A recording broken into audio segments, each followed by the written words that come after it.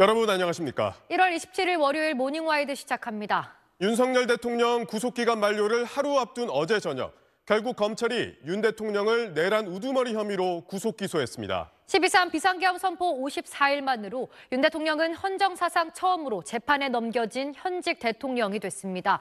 오늘 첫 소식 백운 기자입니다.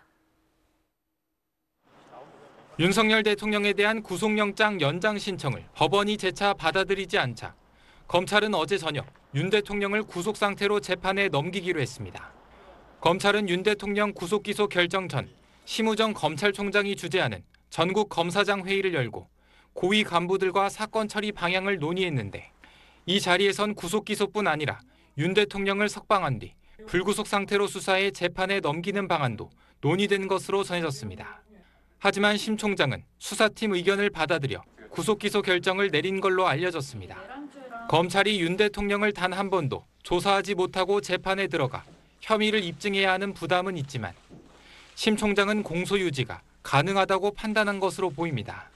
다만 검찰은 경찰 송치 사건과 공수처 송부 사건의 범죄 사실 중 현직 대통령의 불소추 특권 범위에 해당하지 않는 내란 우두머리 혐의에 대해서만 구속 기소했다고 설명했습니다.